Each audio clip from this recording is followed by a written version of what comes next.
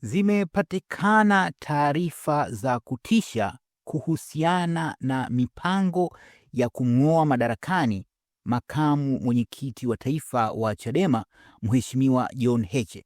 Wakati hayo yakijiri, janga la usaliti limeendelea kuliandama kundi la wanaharakati baada ya mwanaharakati mmoja maarufu kuwasaliti wenzie. Makala hii inatupia jicho hayo mawili, yaani hizo hujuma zenye lengo la kumng'oa madarakani Mheshimiwa Heche pamoja na hilo janga la usaliti linalowanyemelea wanaharakati. Tuanze na hili la janga la usaliti miongoni mwa wanaharakati.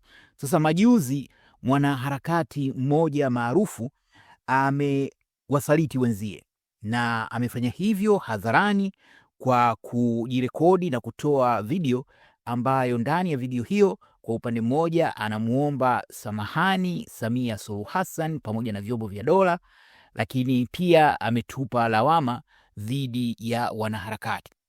Na mtu huyo anafahamika kwa jina la Trump.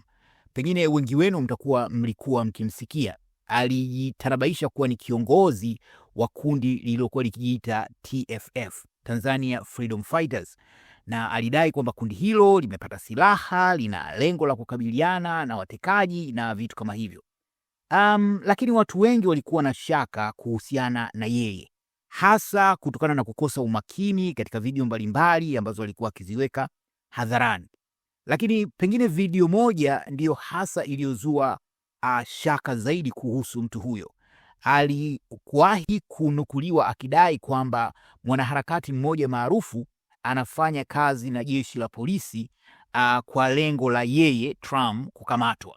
Sasa katika mazingira ya kawaida hilo lilikuwa ni gumu kuliamini, lakini pia kama kweli kulikuwa na mtu alikuwa na lengo la kuna mtu alikuwa anafanya vitu kama hivyo, ungetarajia huyo Trump kumtaja huyo mtu, na hakuwahi kumtaja.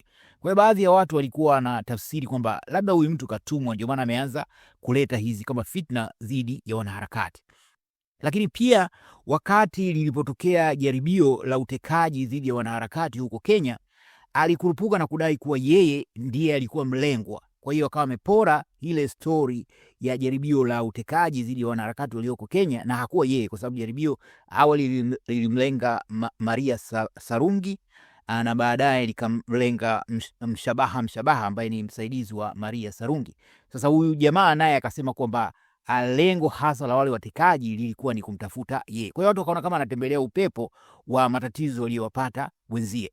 Pia kuna taarifa kwamba aliripoti kuwa amefiwa na mwanae, kwa hiyo watu walimchangia na kuna michango mingi ilitolewa kwa sababu alikuwa anaweka namba zake za simu pale kidai yuko Kenya na vitu kama hivyo. Kwa hiyo kwa kifupi ni kuwa juzi amejirudi na kuomba samahani kwa Samia Suluhu Hassan pamoja na jeshi la polisi na kutoa maneno ambayo kwa hakika si ya kutia moyo kuhusu wanaharakati. Lakini huu ni muendelezo, kwa sababu yeye si wa kwanza. Katika siku za hivi karibuni kuna Clement Mwandambo ambaye mtu alikuwa mwanaharakati maarufu kabla ya kugeuka, alafu akaja Rachel Dangwa. Japo Rachel anaendelea kutoa kauli za kiwanaharakati, wakati wa maandalizi ya maandamano ya Sabasaba aliwataka Watanzania wasishiriki katika maandamano hayo, kitu kilichotafsiriwa kwamba amesaliti wanaharakati wenzie. Lakini katika hili la wanaharakati kwa ujumla ni muhimu sana watu kuwa makini, kwa sababu mtu kama huyu Trump alikuwa akipewa misaada na watu walikuwa wanamchangia, lakini pia kuna wanaharakati waliokuwa naye karibu. Kwa hiyo yumkinika kuamini kwamba kwa kutoka kwenye wanaharakati wale ambao walikuwa na ukaribu naye, watu ambao walishirikiana naye, kuna mtu mmoja maarufu kule Sauti ya Watanzania. Hii Sauti ya Watanzania ni platform ya Watanzania walioko diaspora huko mtandaoni. Huyu mtu alikuwa anampromote sana huyu Trump, na huyu Trump alikuwa analetwa mara kadhaa kwenye hiyo Sauti ya Watanzania. Sasa haifahamiki ni watu wangapi ambao pengine walikuwa na ukaribu naye na endapo taarifa za watu hao ziko salama. Kwa hiyo ni muhimu tu kukumbushana kwamba japo kuna haja ya kushirikiana katika masuala ya harakati, lakini ni muhimu sana kuwa na tahadhari, kwa sababu si kila mtu anayefanya harakati ana lengo la wanaharakati au la kuikomboa Tanzania. Wengine wametumwa, wengine njaa zao, lakini wengine wananaswa kutokana na sababu moja au nyingine. Wanawake wanatumiwa utapeli unafanyika ili kuwanasa watu mbalimbali. Kwa hiyo haya yote yanatokea. Kwa hiyo ni muhimu sana kwa wanaharakati kuwa makini katika hao wanaoshirikiana nao. Sasa wakiacha kando hilo, habari kubwa zaidi ni kuhusu jitihada endelevu, hujuma endelevu za kumng'oa madarakani makamu wa mwenyekiti wa taifa wa Chadema, Mheshimiwa John Heche. Na harakati hizi ziko ndani ya Chadema na nje ya Chadema. Kwa mapya, tukiacha haya ambayo tayari yanafahamika, kuna hilo ambalo CCTV iliweka hapa makala kwamba kikao cha kamati kuu ya chama hicho, kuna tuhuma zilitolewa dhidi ya Mheshimiwa Heche na taarifa za tuhuma hizo zikavujishwa kwenye mitandao ya kijamii na zinafahamika, vishaweka makala, kwa hiyo sina haja ya kuzirudia. Lakini mapya yaliyojiri ni pamoja na aliyekuwa mwanachama, alikuwa kiongozi wa chama hicho, Joseph Selasini. Huyu alihama Chadema na kujiunga na NCCR Mageuzi. Na sababu iliyomfanya kuhama Chadema ilikuwa ni madai kwamba aliondolewa kwenye group la WhatsApp la chama. Sasa katika mazingira ya kawaida tu, kiongozi ambaye anahama chama kwa vile katolewa kwenye group la WhatsApp hastahili kuwa kiongozi in the first place. Kwa hiyo akahama, akaenda NCCR Mageuzi, lakini majuzi alirudi. Akarudi Chadema na akapokelewa kwa mbwembwe na watu wakamkaribisha, karibu nyumbani. Jasusi alionya na aliandika, na ushahidi upo, na kuna tweets kadhaa ambazo jasusi aliziweka kuhusiana na huyu jamaa, kwa sababu alikuwa anafahamu kwamba huyu mtu hakurudi kwa nia njema. Na kuna makala hapa imewekwa hapa, Jasusi TV ilieleza kwamba hawa watu wanaorudi Chadema wanarudi kwa ajenda maalum, na ajenda hiyo ni mapinduzi, na ajenda hiyo hasa inamlenga Mheshimiwa Tundu Antipas Lissu, mwenyekiti wa taifa wa chama hicho, ambaye yuko gerezani. Lakini ili kuweza kumdhuru Mheshimiwa Lissu katika uongozi wake, yani kumhujumu katika uongozi wake, wataanza na viongozi walioko madarakani. Kwa bahati mbaya, uongozi wa Chadema umegawanyika. Kuna watu ambao idadi kubwa ya viongozi wa Chadema ni wafuasi wa aliyekuwa mwenyekiti wa zamani wa chama hicho, Mheshimiwa Freeman Mbowe. Lakini pia kuna watu ambao inafahamika wanafanya kazi au wanashirikiana na taasisi za dola kukihujumu chama hicho kutoka ndani ya chama. Lakini pia kuna jitihada endelevu za kukihujumu chama hicho zinazofanywa na idara ya usalama wa taifa pamoja na watu wa Chama cha Mapinduzi. Sasa huyu bwana Selasini juzi alikwenda aliitisha press conference na akaongea maneno ya hovi sana dhidi ya Chama cha Demokrasia na Maendeleo, Chadema. Kwa upande mmoja amekitaka chama hicho kushiriki katika maridhiano, ajenda ambayo Chadema inaipinga. Kwa hiyo mtu yote anazungumzia maridhiano na kitaka chama hicho kishiriki kwenye maridhiano, huyo ni mpinzani wa Chadema. Lakini kingine akagusia kuhusiana na hilo swala la tuhuma za ufisadi zinazomkabili makamu mwenyekiti wa taifa wa Chadema, Mheshimiwa Heche, na akadai kwamba alichofanya katibu mkuu wa Chadema Mheshimiwa Mnyika kudai kwamba tuhuma hizo ni zinafanywa na watu wenye dhamira mbaya sio sahihi. Kwa hiyo yeye Selasini akataka ufanyike uchunguzi wa kina kuhusiana na tuhuma hizo, kwamba sio sahihi kuzizika tu bila kuzifanyia uchunguzi. Lakini wakati haya kijiri, pia kumekuwa na watu mbalimbali, viongozi kutoka wa ngazi za chini hadi sasa hivi. Kwa kweli, labda mtu wa ngazi ya juu, mmoja wa ngazi za juu kuongea ni huyo Selasini, kwa sababu ni mtu mwenye high profile. Hakuwa mwenyekiti, hakuwa kiongozi kwa sasa hivi, lakini alikuwa ni mtu ambaye amepokelewa na viongozi wa ngazi za juu za chama hicho, na amekuwa mstari wa mbele kuongea vitu mbalimbali, na kwa kweli alipokelewa kwa shangwe, na hili lilikuwa ni kosa kwa upande wa Chadema, kwa sababu mnampokeaje mtu ambaye alikimbia chama kwa vile kaondolewa kwenye genge la WhatsApp? Halafu huyu ni mtu ambaye alishiriki katika hujuma dhidi ya Chadema mwaka 2020, kwa sababu mwaka 2020 NCCR Mageuzi ilidanganywa na Magufuli kwamba ndio kingekuwa chama cha upinzani kama hivi chama cha ubwabwa kilivyoambiwa, au ACT Wazalendo.